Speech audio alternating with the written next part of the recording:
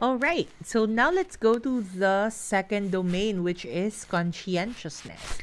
And people high on this trait are typically involved in planning, organizing, and carrying out tasks as they exhibit scrupulousness and reliability. So these are people who you can trust when you assign them something because they're definitely going to do that from start to finish. Okay. So these people tend to be very dependable if that's something that's important for your job or for you in life in general. So now let's look at the different facets under conscientiousness. We have six. The first one is competence. People high on this trait feel well prepared to deal with life and are capable, sensible, prudent, and effective at their endeavors. So if you think about this from Bandura's perspective, like this is probably someone with high self-efficacy, global self-efficacy for, sense of parang confidence that he or she can deal with whatever it is that he or she has to face in life.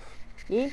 So, as you can imagine, having a leader who has high competence facet would be, a really big thing in terms of you being able to trust that person to push through. Okay? Next is order. People high on this trait are well organized and tend to keep things in their proper places. So again, very important, especially if your job has to do with organizing a lot of things and making sure that information is in the right place and is updated and maintained. And yeah, so that's also one key facet of the conscientiousness domain. Okay. Next is dutifulness. High scorers adhere strictly to their ethical principles and fulfill their moral obligations as they understand them.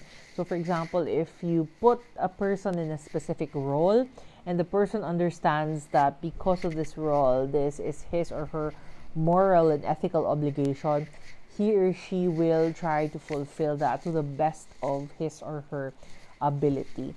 If the person believes that this is what is right, then the person will try as much as possible to make sure that what he or she believes is right is actually followed and that his actions are consistent with that. Next is achievement striving. High scorers on this facet have high aspiration, are purposeful, have a clear direction of what they want to accomplish, and work hard to achieve their goals. So it doesn't necessarily have to be academic in nature, it can be anything. So, for example, if a person plans to open up a business and be a success at a particular age, if he or she has high achievement striving, that person is going to be very goal directed and have a really clear plan of action on how he or she is going to achieve his or her goals in life. Okay?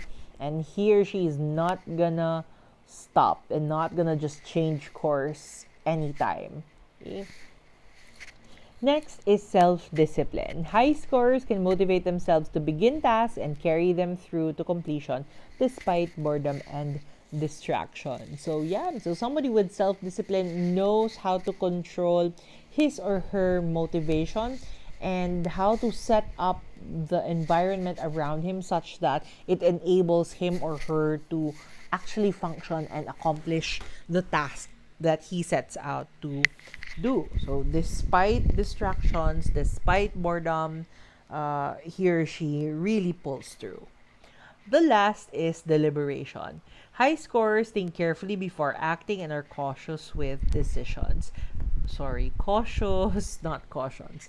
Cautious with decisions. So this is someone who will rarely, if ever, make big blunders at work and in life because they're very prudent. So they're not gonna act on impulse very often. No, I would say.